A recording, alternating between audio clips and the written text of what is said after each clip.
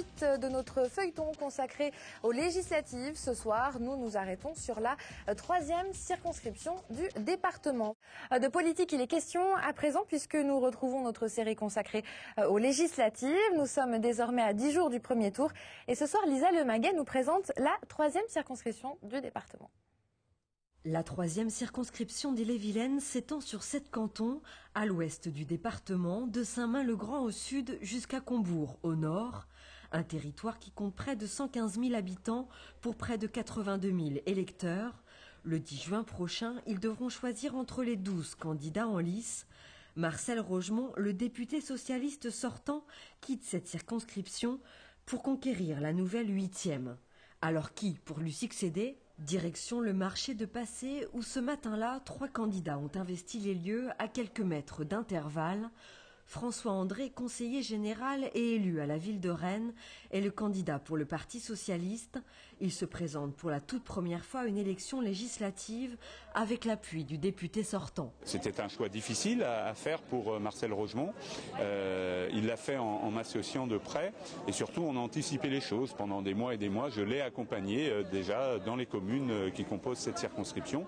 Donc je ne découvre pas le territoire parce que je le sillonne avec Marcel Rogemont de longue date. Dans cette troisième circonscription, François Hollande est arrivé en tête avec 57% des voix. La gauche a donc toutes ses chances, une chance que ne veut pas laisser passer l'extrême gauche.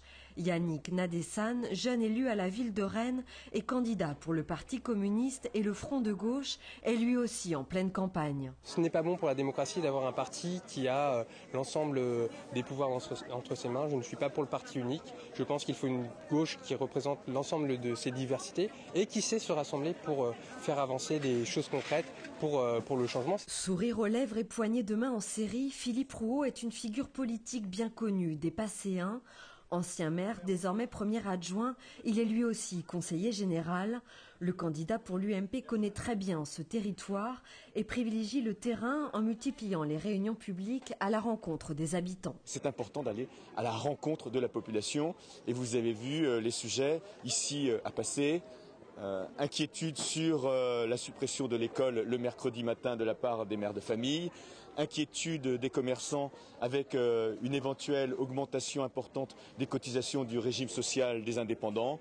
Ce sont les sujets sur lesquels nous sommes interpellés. Cette troisième circonscription bénéficie d'une forte présence agricole. Entre Mons, Sanders, l'industrie agroalimentaire y est fortement implantée. À noter la présence également d'entreprises de renom, Cooper Standard à Rennes, Hebdoprint à Ifindic ou Sanden à Tinténiac. Face à une population très active, les candidats ne devront pas passer à côté de l'enjeu primordial de l'emploi.